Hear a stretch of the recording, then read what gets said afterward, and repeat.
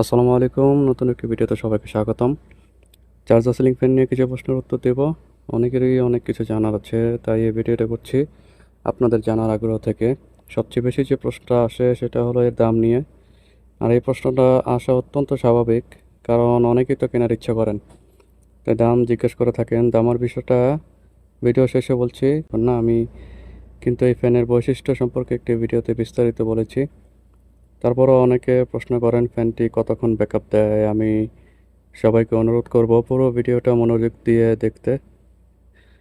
এই যে থাম্বনেলটা দেখতে পাচ্ছেন, এই ভিডিওটি মনোযোগ দিয়ে দেখবেন।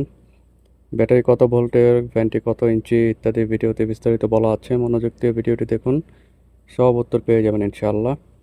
তবে খুঁটিনাটি অনেক কিছু আছে যা তা বলা হয়নি, যেমন ফ্যানের বডি কিসের তৈরি, ফ্যানে কোনো লাইট সিস্টেম আছে কি না ইত্যাদি। আসলে একটি ভিডিওতে সব কিছু বলা সম্ভব না, তাই পরের ভিডিওটি এই খুঁটিনাটি বিষয়গুলো সব বলবো ইনশাআল্লাহ। এবার আসে দামের বিষয়টা। এই দেখুন, ফ্যানটি মূলত তো ডিসি ফ্যান। ডিসি ফ্যানের দাম কিন্তু এসি ফ্যানের চাইতে বেশি হয় আমার জানা মতে। ডিসি ফ্যান বর্তমানে সবচেয়ে লো কোয়ালিটি যে ডিসি ফ্যানটি রয়েছে সর্বনিম্ন 4000 হবে, সবচেয়ে লো কোয়ালিটি এবং সর্বনিম্ন। এর চাইতে কমে যদি কারো সন্ধান থাকে আমাকে বলতে পারেন। সার্কিট আর ব্যাটারি সহ আমরা আগে একটু কম দামেই দিয়েছিলাম। এর কারণ হলো তখন ডলারের দাম অনেক কম ছিল। ফ্যানটি যেহেতু চায়না থেকে ইম্পোর্ট করা হয়, তাই ডলার বিনিময় করে ইম্পোর্ট করতে হয়। ধরুন আগে ফ্যানটি 10 টাকায় যদি কেনা যেত, তাহলে 12 টাকায় বিক্রি করতাম, কিন্তু এখন কিনতে হয় 13 টাকায়, তাই স্বাভাবিক 15 টাকায় এখন বিক্রি করতে হবে।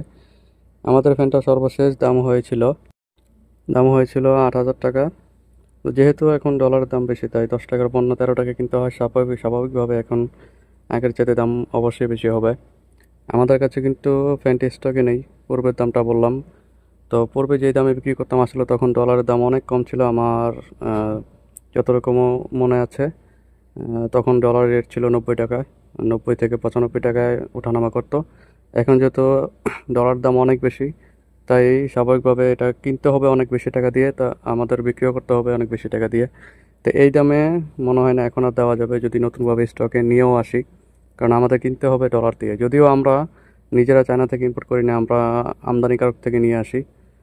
যদিও এখন আমদানিকারক থেকে আমরা ফ্যানটা নিয়ে বিক্রি করব, তো এখন আমদানিকারকও অনেক দাম বেশি চাইছে, যার কারণে এই বছর আর ফ্যানটা কেনাও হয় না, বিক্রিও করা হচ্ছে না।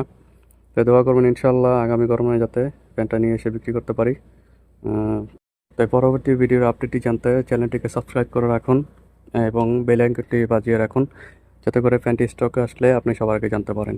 তো সে পর্যন্ত ভালো থাকুন, সুস্থ থাকুন, এমএফআর টেকনোলজি চ্যানেলের সাথে থাকুন।